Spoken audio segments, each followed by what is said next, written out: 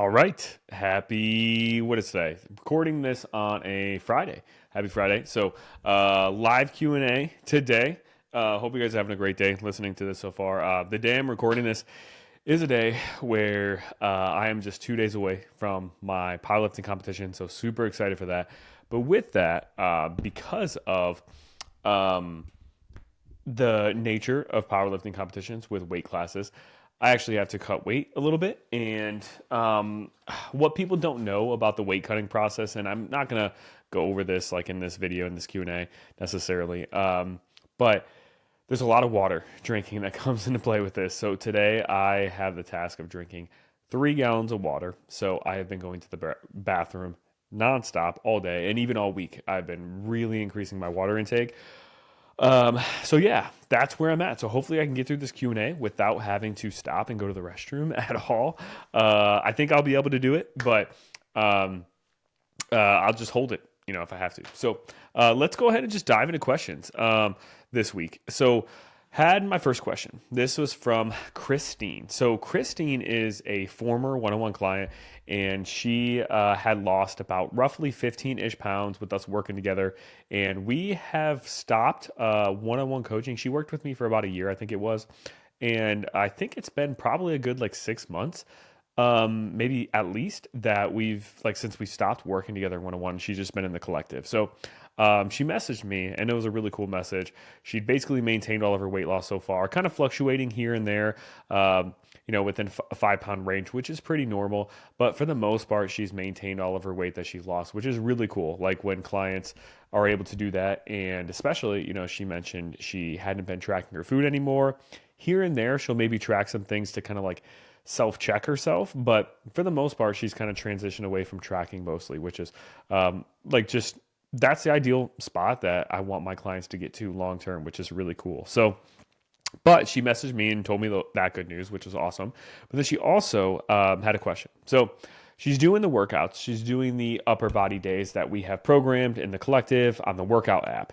And she was wondering if she could split up the upper body days into 2 separate upper body days. So instead of doing like all the upper body muscle groups in one day, kind of splitting that into 2 separate days. So that was a question she had. And you absolutely can do that. If the full upper body day is too much, like it takes too much time, and you have a shorter period of time to get those workouts in, you can split that basically in half and divide it into two. Now, you don't just want to take the workouts and do like the first 4 exercises on one day, and then tomorrow, the next day, do the next 4 exercises. There's kind of a distinct way you want to split this up. So the way the workouts are programmed is you typically have chest exercises, shoulder exercises, tricep exercises, a back exercise or two, and a bicep exercise, and a rear delt exercise, which is kind of like the back of your shoulder, your upper back, kind of that area. Obviously, that's not a technical way to describe it, but for you listening, you probably get the gist. So those are kind of the main muscle groups we're working in those upper body days. And the way you want to split up an upper body workout that hits all of the upper body muscles like that, if you want to split it up into 2 workouts, you want to split it into a push workout and a pull workout. So what the push workout would look like is going to be all of the like pushing muscles where you're kind of pushing something down or pushing something away from you. So these muscles are going to be your chest, your shoulders, and your triceps. So when you are separating the workouts, it's a good idea to keep those muscle groups lumped together because it's a lot of overlap. Like when you do a bench press, it's primarily a chest exercise, but you also are working your shoulders and your triceps a little bit in that. Same thing with a shoulder press, a dumbbell shoulder press. You are working your shoulders, plus your triceps are getting a little bit of stimulation there too. So because there's so much overlap in those types of exercises and those muscle groups typically, you want to lump those together if you are going to split the workouts into two, like the upper body day into 2 separate kind of upper body days where you're kind of focusing on different muscle groups with each. Now, the other side, or the other remaining exercises, are going to be your quote unquote pull muscles. So these are muscles that are worked more when you are pulling something close to you or close to your body. So those are going to be like your back muscles, right? Think about a dumbbell row. You're pulling something, or a pull up, right? You're pulling something. Think about a lat pull down. You're pulling something down. That's going to be your back. But those exercises also work your biceps a little bit and your rear delts a little bit. Same thing, think about a bicep curl. You're kind of pulling the weight up towards you, right? Versus a tricep push down, you're pushing the weight away from you, kind of. So that's another kind of quote unquote pull exercise. Your rear delts, the back of your shoulders. Think about if you were to do a face pull or a rear delt fly, or even a dumbbell row will work the back of your shoulders a little bit. It'll work your back, obviously your lats, but it'll also work your upper back, the back of your shoulders a little bit. So those exercises you probably want to lump together too.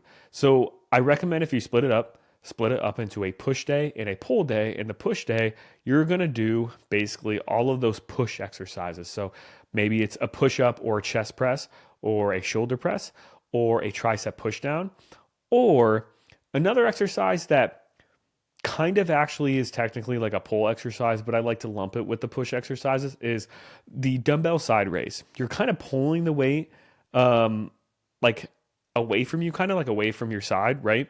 But I like to lump that into the push day because when you're doing a seated shoulder press, that's a similar motion. So you're kind of working the top of your shoulder or the middle of your shoulder a little bit with that. So lateral raises, like side raises with dumbbells, you can kind of put it in the push or pull day if you want. It really doesn't matter a whole lot, but I like to put it in the push day. Then your pull exercises, your pull day is going to be things like your pull-ups, your dumbbell rows, your bicep curls, your rear delt flies. Those are going to be your pull day. So that's how I would separate it and break it up if you had to break up the full upper body day into two separate upper body days with different focuses.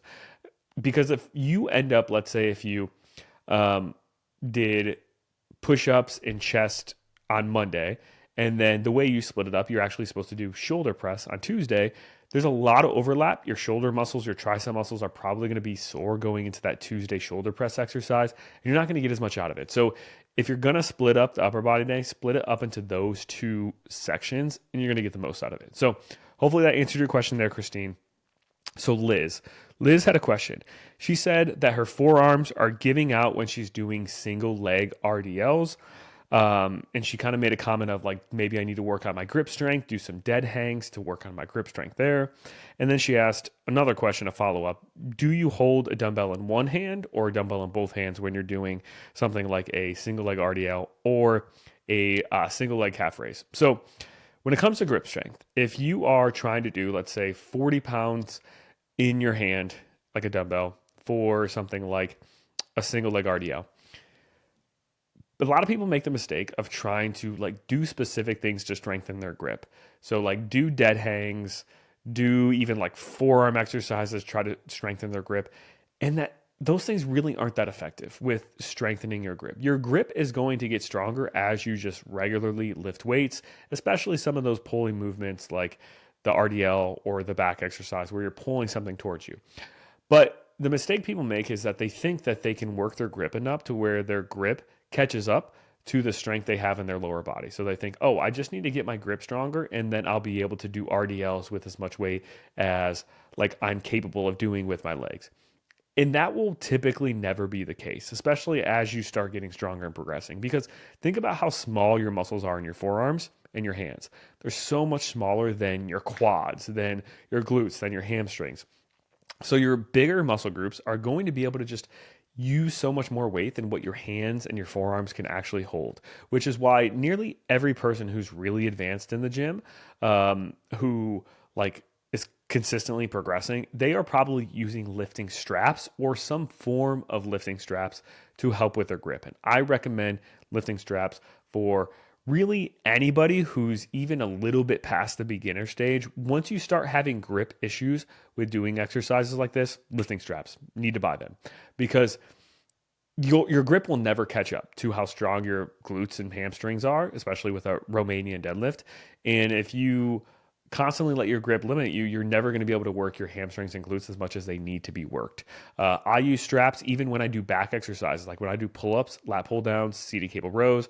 I use straps for those. Even when I do dumbbell side raises, I like to use straps because I don't have to focus on my grip as much and I can isolate my shoulder a little bit better. So we have to think we're doing an exercise to target a specific muscle group. Are you doing RDLs to target your grip? No. Well, don't let your grip be the limiting factor then, or else it's going to limit the growth of your glutes, hamstrings, and so on. And a lot of people think that straps are going to then limit their grip and their grip is not going to get stronger. That's a misconception too. The straps don't take your grip completely out of the exercise. They just like basically boost the ceiling of your grip. So like, let's say if you can currently hold 20-pound dumbbells in your hand when you're doing an RDL, like without any straps. With straps, you might be able to hold 40. And once you progress and you get stronger, your strength alone with your grip without the straps will get stronger too, along with like what you're able to hold with the straps. So like a month from now, you might then be able to do 30-pound dumbbells without straps and 50-pound dumbbells with straps. And then a month later, you might be able to do 40-pound dumbbells without straps and 60-pound dumbbells with straps. So as your overall strength increases and you keep progressing, even if you are using straps, your grip strength without straps will still improve too. So it's not like if you use straps going forward, your grip strength is just gonna let's say if you use straps and you do straps for 3 months and you get up to 60-pound dumbbells with RDLs. If you take those straps off, you won't just magically only still be able to hold 20 pounds in your hand like you did before you started using straps to begin with. You probably will be able to hold, like I said, 40 pounds. So your grip still will get stronger. The straps just kind of give you a higher ceiling of what you can hold. So they're super beneficial there. So use straps. Don't focus on doing like dead hangs, things like that to strengthen your grip. Your grip is going to naturally get stronger as you just progress in the exercise, even if you use straps, and straps will then make your ceiling higher. So then you are actually able to like challenge your glutes and your hamstrings the way you need to. So hopefully that answered your question there. The next question I know you had was, like I said, do you hold one dumbbell in one hand or do you hold two in like one in each hand when you do a single leg RDL? I like to hold one dumbbell in one hand when I do a single leg Romanian deadlift and even when I do a single leg calf raise, because that allows my other hand free to hold onto a rack or something sturdy for just a little bit of support. You're not using that offhand to like pull yourself up. If you're doing that, then you need to lower the weight. But just holding on a little bit for a little bit of balance really helps you to be able to target that, one side of your glutes or hamstrings that you're working with that single leg Romanian deadlift. Also, if you're doing a calf raise, it allows you to really hone on and do like slow and controlled reps versus having to worry about your balance, right? If you're holding a dumbbell in each hand and doing single leg RDLs, or single leg calf raises, it's going to be really hard to balance. But having that offhand just gently graze like a rack or something sturdy can help your balance and you can target that muscle actually a lot better. So I like to hold a dumbbell in one hand and I usually hold it in the hand of the leg that I'm working. So if I'm doing a single leg Romanian deadlift with my right leg, I'm usually holding the weight of my right leg. And then I'm kind of just gently, very gently holding onto a rack or something on my left hand. And same thing with the calf raises. So hopefully that answered your question there, Liz. Next question is by Peggy. So she just got home from the doctor and she has an acute viral head cold and upper respiratory infection. She said she worked out Tuesday and half-assed it. And she had to skip Wednesday's workout altogether because she was too sick, tired, and coughing. She feels guilty missing workouts. What do I recommend in terms of like just doing the motions and not exerting herself too much or holding off for the whole week and then starting fresh? So I don't recommend necessarily starting fresh the next week. I think a lot of times we fall into this mindset of, okay, we're sick in the beginning of the week. I missed a couple of workouts and you might feel better by Friday, but because you only have one more workout for Friday, you're like, hey, I'm just going to skip my Friday workout and start fresh on Monday. And we don't want to do that. Like, there's no reason to put off getting started again to the next week just because it's an arbitrary cutoff that we have in our society of like the week starts on Monday. But if you are feeling really terrible, and if you go in and do any kind of workout, you feel like you're not really getting anything out of it, like then it's probably not worth doing. Um, I always tell clients when they ask me this is if it is just a head thing, like a little bit of a sore throat, a little bit of a runny nose, a little bit of a cough, I try to say, hey, maybe do the workout and maybe do like 60% or 70% of the weight you typically do. So you're kind of lowering the exertion there. Or maybe you do half of the workout too, along with that. So you're doing half of the exercises, not the full workout, just to kind of do like hit some of the muscle groups, hit most of the main muscle groups a little bit. Practice the range of motion, practice your technique. That's a really good thing you could do when you are feeling sick, of just trying to hone in on that technique a little bit more and lowering the weight. That's better than nothing. If you are just sick in like the head, neck area, a little bit of a cough, as long as if you do that lower intensity, it doesn't cause you to like be coughing up a lung and then end up throwing up. Like I know some people sometimes have had really bad coughs where any level of exertion at all, even if it's like 70%, causes them to just cough uncontrollably, and then they end up having to throw up and they get their body so worked up. If that's the case, probably relax. But if not, I think going in and doing a little bit is worth it, even if it's just half of the workout and at 70%.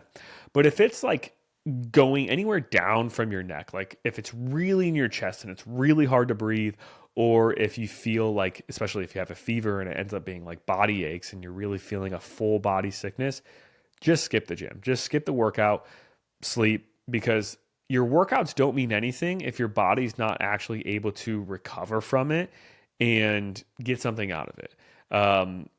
Like, sure, you burn a little bit of calories, but we don't burn that many calories from working out. The purpose of the workouts, especially the lifting days, if you're following along in our app, those are geared towards building muscle. That way you can change your body composition, look more toned, look more defined, and have more muscle mass on your frame and have a more shaped physique. So it's not about burning calories. Those workouts are not about burning calories. They're about shaping your body and giving your body a little bit more definition. But you only get that result if your body can actually recover from it. And if you are extremely sick, especially full body sickness, especially body aches, fever, and you work out, your body's going to be so focused on recovering from that illness, you're not going to actually put those resources towards recovery from the workout. That's like the last resort. So you're not going to get anything out of it. So if it's that extreme, just skip it.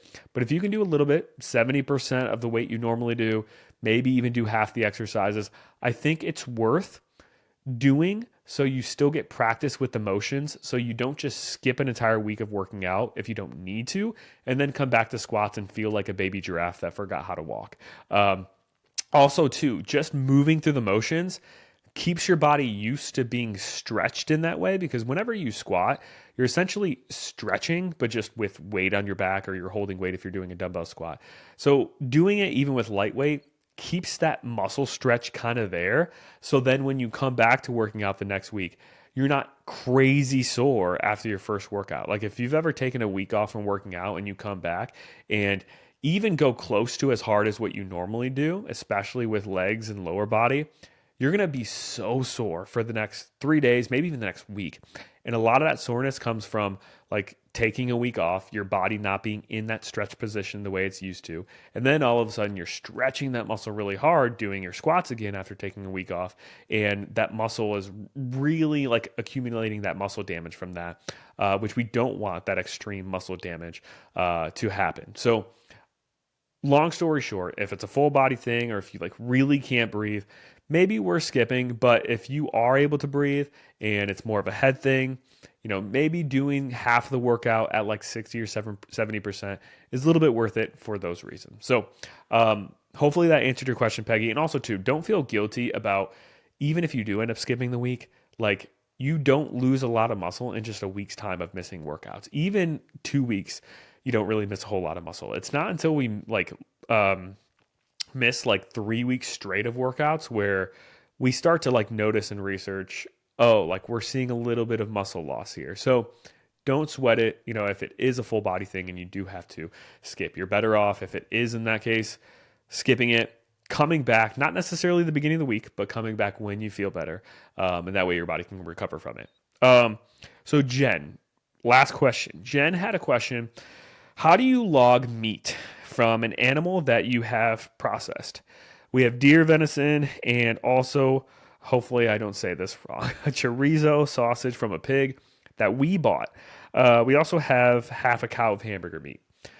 Fantastic, fantastic question. So this is a hard question to answer um, directly, but there are a couple of ways to like go about this situation. One is, which is like probably the one that most people are not going to be able to do, is you can have it lab tested. That's like the most direct way. If you wanted to directly find out what the fat percentage of like the meat you have is, you would want to get tested in the lab, and they would be able to give you a specific answer. I don't even know like where exactly you would take it, to be honest, to test it. We did like a project like that in grad school where we did examine that of like a protein bar, but that would be the most direct way. Second way is to ask the butcher, whoever you're getting the meat from, if they know what it is, because they might have done some research of like what cut of meat it is specifically, like where it is from the cow. Like chuck is going to be a little bit higher in fat versus sirloin, it's going to be lower in fat. They might have some more information, since they're the one obviously like processing the animals and stuff, of approximately what the fat percentage of the animal is. So I would ask them and see like what all information they could give you of like where this is from, what fat percentage approximately is it, and so on.